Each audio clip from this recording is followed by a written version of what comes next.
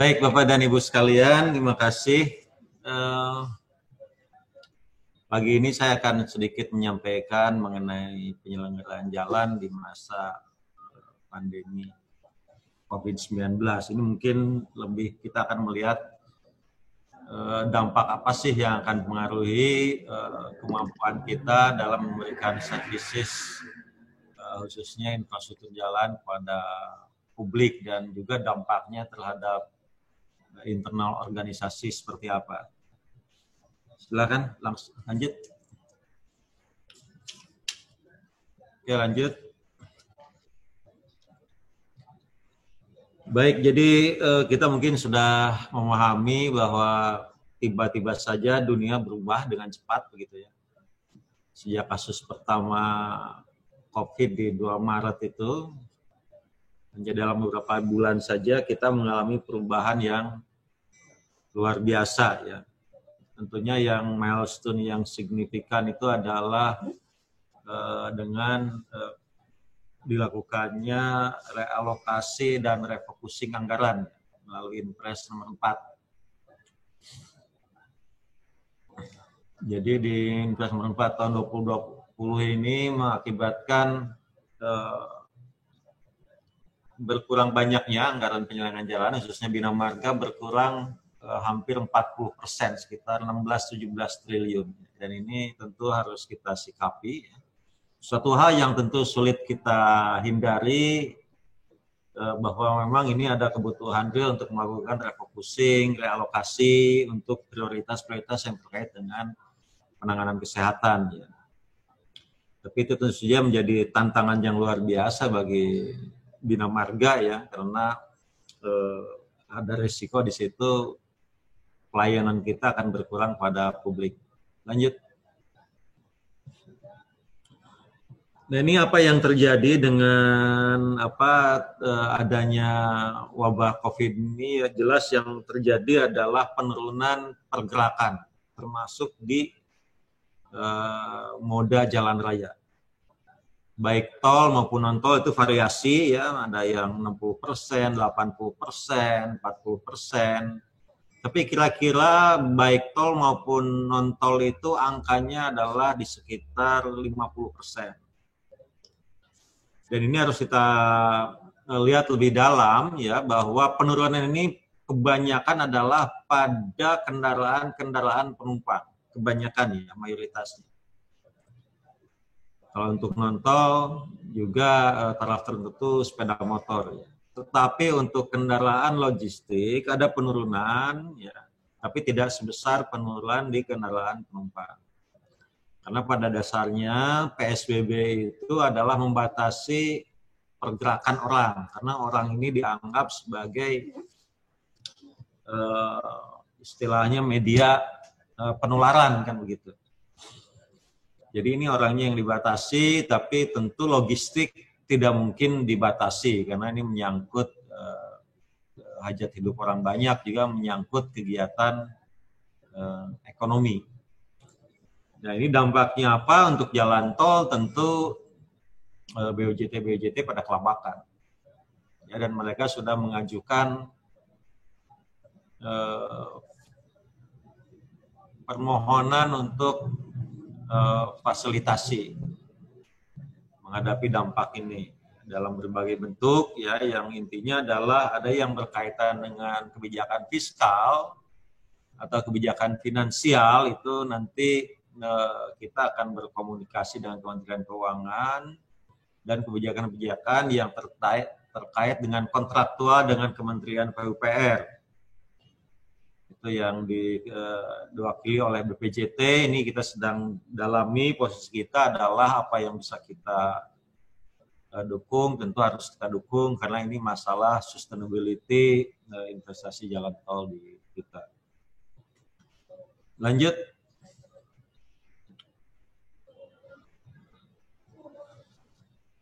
Jadi Bapak dan Ibu sekalian, kalau kita lihat apakah penurunan kendaraan ini akan berdampak besar pada penurunan kebutuhan pemeliharaan. Kalau dari volume lalu lintas yang menurun tajam, tentu mestinya iya.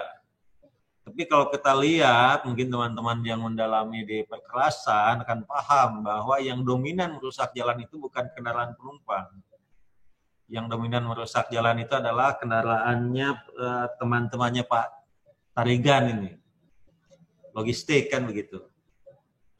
Nah ini jadi walaupun kita ada penurunan drastis lalu lintas, tapi kebutuhan terhadap maintenance itu penurunannya tidak sebanding dengan penurunan lalu lintas. Ini kalau dari kita bicara dari segi jalan non tol ya. Tidak penurunannya ada, tapi tetap kebutuhan pemeliharaannya besar. Oleh sebab itu kita sekarang ini banyak menerima keluhan dari publik karena beberapa jalur logistik kita masih belum cukup cepat ditangani. Misalnya yang terkait dengan Lamongan, Tuban Lamongan, Lamongan Gresik, gitu kan. Nah ini karena logistik tetap berjalan, dan logistik itulah yang istilah mungkin teman-teman di perkerasannya damaging factor-nya yang besar kan begitu. Jadi kebutuhan maintenance itu tidak berkurang banyak secara prinsip. Ya. Walaupun trafiknya berkurang banyak. Ditambah lagi sekarang ini kita menghadapi fenomena alam yang anomali kan begitu. Jadi walaupun sekarang bulan Juni yang biasanya kita sudah melewati musim pancaroba mendekati puncak kemarau, tapi kemarin umpamanya di Semarang Solo itu jalan tol ketutup longsor. Ini suatu hal yang jarang sekali. Ya, dan banyak jalan-jalan kita di lintas tengah di Sumatera juga longsor. Jadi biasanya untuk teman-teman Bina Marga, biasanya periode April sampai Oktober itu periode istirahat. Karena hujan berkurang. Nanti kerja keras lagi, siaga lagi, nggak bisa tidur lagi, itu di Oktober sampai ke April. Tapi sekarang ini Juni pun tetap harus siaga karena anomali dengan curah hujan. Curah hujan tetap tinggi, masih banyak banjir terjadi juga di mana-mana, ini luar biasa. Jadi kebutuhan maintenance, apakah itu yang sifatnya rutin ya atau preservasi ataupun dalam penanganan bencana alam itu masih cukup besar. Bahkan pada bulan musimnya sekarang sudah memasuki awal puncak kemarau bulan Juni ini. Itu dari segi jalan non tol. Sekarang dari jalan tol penurunan ini betul-betul mengurangi revenue yang luar biasa. Karena apa? Karena jalan tol itu revenue terbesarnya adalah dari kendaraan penumpang. Jadi mayoritas traffic itu adalah 80% itu kendaraan penumpang. Truk itu mungkin 10-20%. Dan bagi pengusaha jalan tol, truk itu tidak begitu disukai sebenarnya. Karena antara damaging dengan bayarnya itu masih belum seimbang. Jadi begitu sekarang ada pembatasan lalu lintas yang luar biasa. Apalagi ada yang disebut penyekatan sekarang di jalan tol dan non tol ini memang dampaknya luar biasa kepada pengusaha jalan tol. Itu saya kira sehingga kemarin bahkan ada BOJT yang tergabung dalam Asosiasi Tol Indonesia itu mengajukan penurunan standar pelayanan minimal yang masih kita perdalam ya, karena tetap bagaimanapun jalan tol berbayar tentu harus ada level of services minimal yang harus dipenuhi. Nah sekarang kita lihat dalam angka-angka ya, terutama dari segi dana APBN. APBN itu total kita berkurang 17,5 triliun anggaran ini. Ya, dan itu dampaknya adalah, saya langsung aja, dampaknya adalah penurunan terutama tentu penurunan target. Ya. Penurunan target preservasi menurun lebih dari setengahnya. Target rekonstruksi rehabilitasi jalan ini yang kita sedang exercise terus karena kita punya sekitar 6.000 km jalan yang kemantapannya marginal. Ya, dalam arti kalau kita telat ini menangani itu, nanti biaya penanganannya akan luar biasa besar. Ini kondisi seperti ini pernah kita hadapi dulu waktu zaman reformasi kan, sehingga begitu reformasi awal itu kita betul-betul kelabakan karena kondisi jalan kita menurun dengan cepat. Nah, ini juga kita menghadapi tantangan yang sejenis seperti ini ya, dan bagaimana kita sekarang nanti harus mengantisipasinya, karena dari perkiraan kami tahun depan anggaran juga belum begitu membaik dengan cepat ya, mungkin perlu 2-3 tahun ke depan baru kemampuan negara akan membaik ya. Jadi kita harus cari alternatif lain, misalnya dengan availability payment ya, atau skema-skema lainnya. Demikian juga pelebaran jalan, penggantian jembatan kita 30% itu di atas 30 tahun usianya. Sedangkan kita mendesain jembatan itu desain life-nya 50 tahun dengan asumsi beban normal, pemeliharaannya normal. Nah, sekarang pemeliharaan kita banyak naik turunnya begitu ya, disiplin pemeliharaan tambah beban yang overload. Jadi sebenarnya banyak jembatan kita yang kondisinya juga marginal, yang usianya sudah 30 tahun ke atas. Jadi kita tidak terlalu kaget ya, dalam arti secara teknis tidak terlalu kaget banyak jembatan kita yang kemudian putus ya. Ini juga tantangan ya, luar biasa. Pembangunan jalan juga kita potong hampir lebih dari setengahnya. Pembangunan jembatan juga demikian. Jadi dampak yang nanti akan terasa oleh publik itu adalah kemantapan 2020 itu akan turun dari target semula 92% menjadi sekitar 90%. Jadi kita ada penurunan kemantapan jalan yang tentu nanti akan mempengaruhi pada transport cost-nya Pak Tarigan dan kawan-kawan ini. Ya, karena pasti kondisi jalan yang jelek, ya user cost akan meningkat, itu sudah pakem gitu ya. Ini artinya apa? 90% itu artinya ada sekitar 5.000 km jalan yang kondisinya rusak di seluruh jalan nasional ini.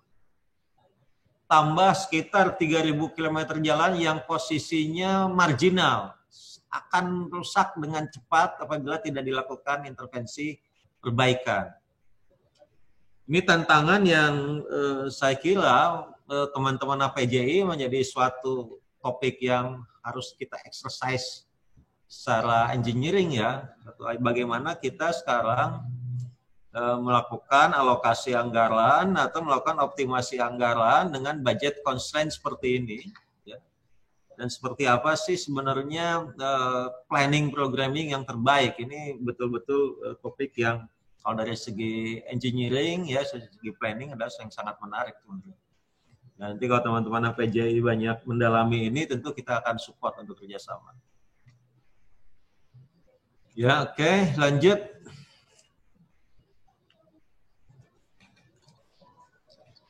Jadi ini, di samping juga kita mengalami pemotongan, ada beberapa tugas-tugas dalam masa COVID ini juga yang menjadi kewajiban, saya sebut aja ya, ini kewajiban itu seperti kewajiban moral. Yang pertama adalah meningkatnya pengangguran karena penurunan ekonomi.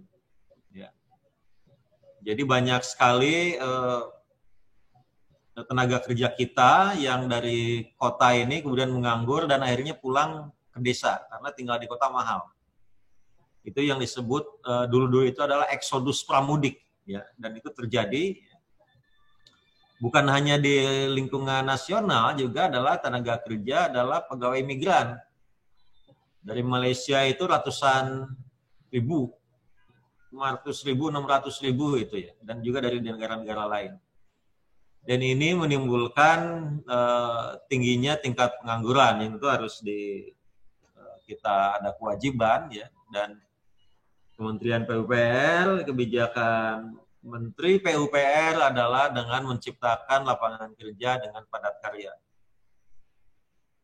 Totalnya hampir 12 triliun PUPR itu, sedangkan Bina Marga itu berkontribusi di bawah 1 triliun. Dan itu ada dua, ada yang sifatnya rutin ya. Ini yang APBN itu 629 miliar, ini angka yang lama, ya angka yang baru lebih dari 629, 700 sampai 800 miliar. Ini adalah yang kegiatan-kegiatan rutin. Ya, kemudian juga ada kegiatan-kegiatan non rutin, artinya pekerjaan-pekerjaan konstruksi yang selama ini sudah biasa dilakukan dengan mekanis, dengan peralatan, kita ubah menjadi padat karya yang masih memungkinkan. Ya, misalnya adalah pembuatan saluran biasanya dengan backhoe gitu kan. Sekarang ini kita ubah menjadi pembuatan saluran itu dengan labor base. Ya, dan ini juga jalan tol juga kita minta berkontribusi untuk ini, ya, untuk menyerap pengangguran ini. Yang sekarang ini kita akan mulai yang non rutin itu adalah dimulai di bulan Juni ini. Demikian juga ada beberapa tugas sosial kita, misalnya adalah peningkatan kandungan dalam negeri. Ini kita secara spesifik adalah bagaimana ikut mendongkrak harga karet. Jadi kita mengalokasikan hampir 100 miliar untuk membeli bokar. Ya. Bokar itu bongkahan karet kalau tidak salah. Istilahnya bokar. Dan kita sedang lewat teman-teman di Bintek, dulunya Pusjatan, sedang mencari partner sekarang bagaimana mengolah bokar ini menjadi aspal karet. Sudah ada beberapa, tapi kapasitasnya masih terlalu kecil. Ya, kita perlu partner yang bisa memproses ini dengan skala yang lebih besar. Karena yang kita beli sangat banyak. Juga memanfaatkan resin buatan lokal untuk marka jalan. Kita alokasikan hampir 20 miliar. Jadi semua upaya ini adalah dalam rangka bagaimana kita mempertahankan bisnis lokal berjalan. Bagaimana kita mempertahankan tenaga kerja kita tetap bekerja, pabriknya atau kantornya. Lanjut. Lanjut, kira tadi sudah. Oke, jadi itu saya kira yang sifatnya eksternal. Jadi kita highlight saya adalah dampak ini harus kita antisipasi karena berkurangnya ketersediaan anggaran untuk utamanya adalah konservasi jalan. Dan jalan kita kemantapannya menurun menjadi 90% plus ada marginal 6%. Yang kalau kita tidak hati-hati ya bagaimana kita melakukan pembiayaan ya atau mengoptimisasi pembiayaan ini akan meningkatkan ketidakmantapan kita menjadi hampir mencapai 16% atau katakanlah 8.000 km jalan kita akan dalam kondisi rusak dan saya yakin ini akan mengganggu banyak terhadap biaya logistik dari pengusaha-pengusaha pelaku-pelaku ekonomi. Itu di jalan non-tol. Di jalan tol kita menghadapi bahaya ketidaksustainablean, ya, tidak sustainable-nya bisnis jalan tol. Karena revenue yang tiba-tiba drop ya. Ini saya kira juga tantangan bagaimana agar hal-hal ini bisa kita lewati dengan baik. Kita punya formula-formula dan ini saya kira pentingnya teman-teman di HPJI ya untuk melakukan ikut serta melakukan kajian-kajian bagaimana kita melewati masa-masa sulit ini. Nah, itu yang saya kira terhadap eksternal, terhadap internalnya apa? Ya, terhadap internalnya apa? Ini tidak ada mungkin dalam slide ini. Terhadap internalnya kita dipaksa untuk mempercepat. Ya, sebenarnya seperti skema konsep work from home, ya, e-office, digital office itu sudah lama beredar. Cuman kan karena kita ini sebagian besar ini para pengambil kebijakan kan kaum kolonial ini. Jadi kadang-kadang susah berubahnya. Tapi ya dampak internal dari adanya COVID ini adalah kita dipaksa untuk mempercepat. Kita dipaksa untuk mempercepat proses digital 4.0 ini. Jadi kita sekarang sedang menyiapkan Bina Marga, ya. Kita akan membagi karena dengan adanya new normal, di mana kebutuhan ruangan kantor kita tiba-tiba membesar karena ada batasan physical distancing. Kita nanti akan membagi kelompok itu ke dalam 3 kelompok pekerja Bina Marga ini, yaitu yang memang work from office, work from home, dan work from co-working space. Jadi kita akan menyediakan co-working space, terutama yang di pusat ini, kita akan menyediakan nanti co-working space di beberapa tempat, di klaster sesuai dengan lokasi rumahnya. Misalnya Jakarta Timur kita akan sediakan di Rawamangun. Jakarta Selatan kita akan sediakan di Pasar Jumat, ya, dan seterusnya. Kalau ada kebutuhan lain, kita bisa buka di Citerlep atau di Cikokol, nanti kita akan lihat. Bahkan kalau ada kebutuhan, bisa juga di Bandung juga kita buka. Kita akan lihat. Ya. Kenapa kita buka co-working space ini? Karena ruangan kantor tidak memadai. Dan yang kedua, kita melihat ya bahwa work from home ini memang harus dikelola dengan baik. Ya.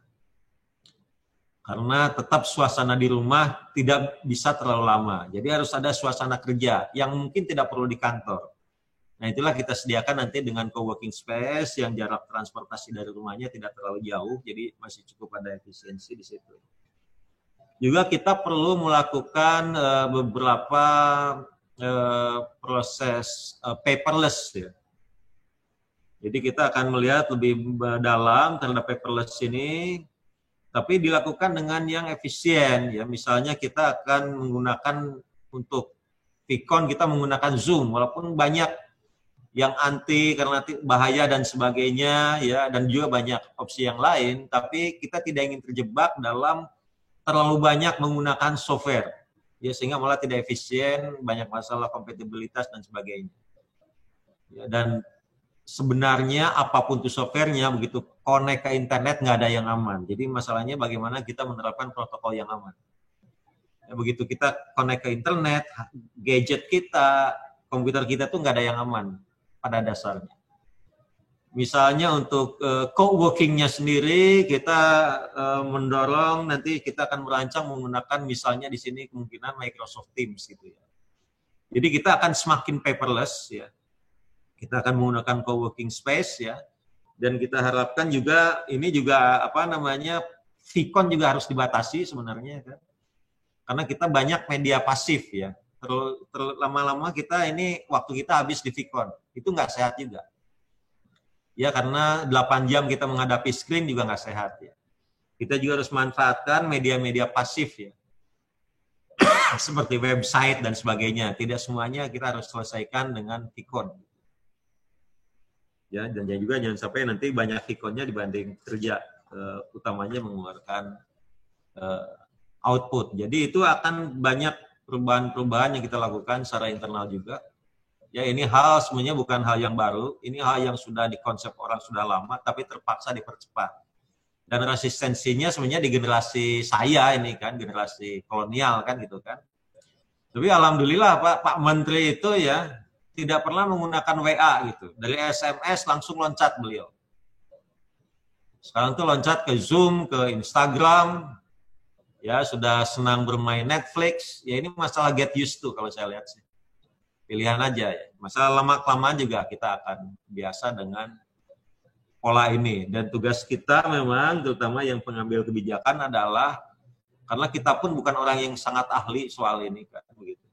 Apalagi bidang kita kan sebenarnya lebih di bidang jalan kayak begitu ya. Tugas kita adalah memberikan ruang kepada para milenial ini untuk berinovasi dan improvisasi bagaimana meningkatkan peningkatan kinerja dengan teknologi digital 4.0. Nah, kita juga mengintroduksi BIM ya. BIM itu saya kira sudah banyak dilakukan di gedung ya. Ini dengan HPJI, dengan Pak Taufik dulu kita sudah banyak bicara dan kita sekarang sudah wajibkan secara bertahap dimulai dari proyek-proyek desain jalan tol yang baru. Ya, sehingga nanti kita harapkan yang disebut audit desain itu, makanya setiap audit desain bisa dilakukan secara virtual aja, artinya melalui simulasi virtual di BIM gitu kan. Tidak usah menunggu jalannya jadi, kita sudah bisa melakukan koreksi-koreksi. Jadi ada hal-hal yang efisiensi yang kita harapkan. Itu mungkin yang bisa kami sampaikan. Atas perhatiannya kami ucapkan terima kasih.